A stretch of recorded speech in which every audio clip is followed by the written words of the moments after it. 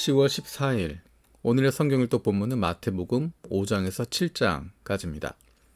2024년 성경일독 어제 10월 13일부터 신약 성경 읽기가 시작이 됐습니다. 마태복음, 마가복음, 누가복음, 요한복음 이렇게 복음서를 읽고 또 사도행전과 이어서 계속 신약 성경을 읽게 될 겁니다. 복음서 4개를 나란히 읽으면서 갖게 되는 가장 좋은 장점은 각 복음서가 가지고 있는 특징들을 비교할 수 있다는 것입니다. 4개의 복음서를 통해서 예수님의 모습을 입체적으로 만날 수 있게 된다는 것입니다. 그래서 하나의 복음서로 끝나는 것이 아니라 우리에게 4개의 복음서를 주신 것이 얼마나 감사한지 모르겠습니다. 이제 성경을 읽어가면서 마태복음, 마가복음, 누가복음, 요한복음에서 보여주고 있는 예수님의 모습이 어떤 모습인지, 나에게 어떻게 다가오는지를 기대하는 마음을 가지고 읽었으면 좋겠습니다. 오늘 마태복음 5장에서 7장의 말씀은 특별히 산상수훈이라고 이야기합니다. 예수님께서 산에 오르셔서 사람들에게 가르치는 부분입니다. 많은 사람들이 예수님을 따랐습니다. 예수님의 이야기에 귀를 기울였습니다. 예수님이 가르치셨던 내용들은 완전히 새로운 내용들은 아니었습니다. 사실은 예수님은 유대인들이 그동안 들어왔던 율법에 대해서 가르치고 있는 것입니다. 그런데 유대인들이 가지고 있었던 율법에 대한 생각, 그것은 율법의 글자에 치중해 있었던 것입니다. 그런데 예수님께서는 그들에게 그 근본 정신이 무엇인지를, 하나님께서 왜 그런 율법들을 주셨는지에 대해서 고민할 수 있도록 하십니다. 그래서 그것이 유대인들의 입장에선 굉장히 과격한 가르침으로 보였습니다. 어떻게 보면 도저히 따를 수 없을 것 같기도 하고, 어떻게 보면 율법을 반대하는 것처럼 보이기도 하고, 하지만 예수님이 말씀하십니다. 하나님께서 주신 율법, 그것은 1.1획도 변하지 않는다. 그것을 버리지 않는다. 그것을 완성하러 왔다 말씀하십니다.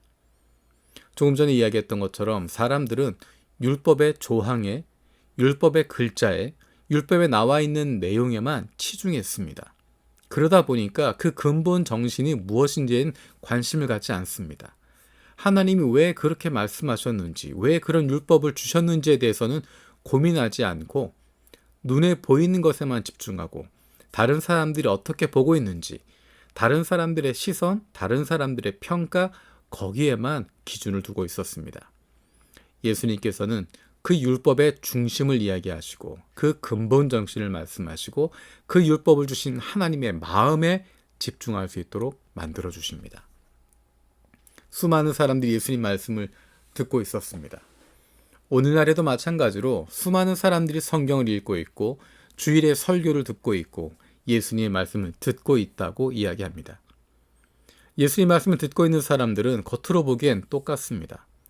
똑같이 귀를 기울이는 것처럼 보이고, 똑같이 그 자리에 있고, 똑같이 예배하는 것 같고, 똑같이 교회에 다니는 것처럼 보입니다. 겉으로 보기엔 똑같이 집을 지은 사람들입니다. 하지만 그 진가는 비가 내리고 홍수가 나고 바람이 불어서 그 집에 들이 닥쳤을 때 나타나게 됩니다. 어떤 집은 기초가 없기 때문에 완전히 무너져 버리게 됩니다. 그 사람을 어리석은 사람이라고 예수님은 말씀하십니다.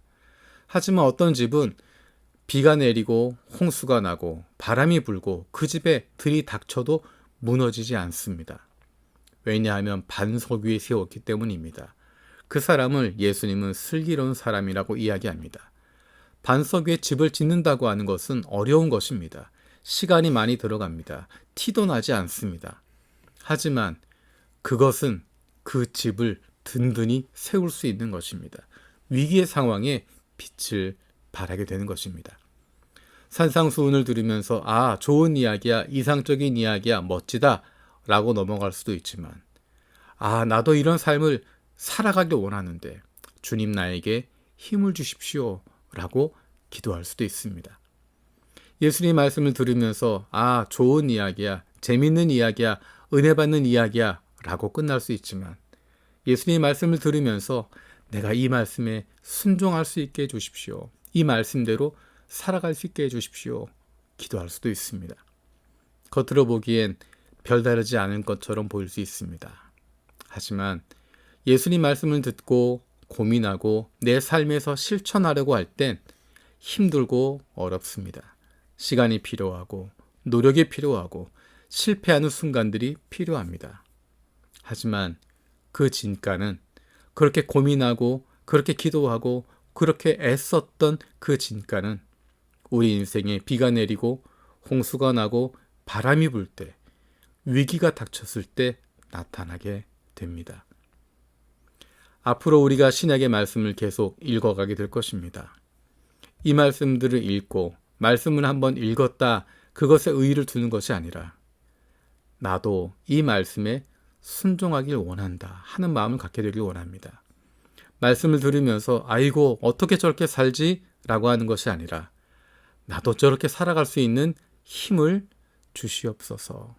주님 나를 도와주십시오 라고 기도할 수 있기를 바랍니다. 한 장 한 장 읽어가는 가운데 예수님의 모습을 발견하게 되고 우리의 삶 가운데 함께 하시는, 그리고 우리에게 말씀하시는 주님의 음성을 듣게 되는, 그리고 우리를 보내신 삶의 자리에서 그 말씀을 실천하며 살아갈 수 있는 하나님의 사랑받는 자녀들 되기를 원합니다. 살아계신 아버지 하나님 감사드립니다. 신약 말씀을 읽어갑니다. 예수님의 모습을 바라봅니다. 주님께서 함께하여 주셔서 그 예수님의 모습이 우리 안에 새겨지게 하여 주시고 예수님을 닮아갈 수 있는 저희들 되게 하여 주옵소서. 주님의 말씀을 듣고 한 귀로 듣고 한 귀로 흘려보내는 것이 아니라 그 말씀을 듣고 고민하고 우리의 삶 속에서 실천할 수 있는, 그리고 그 말씀이 내 것이 될 수 있는, 내 성품이 되고 내 삶이 될 수 있는 은혜를 주시옵소서. 감사드리며 예수님의 이름으로 기도드립니다. 아멘.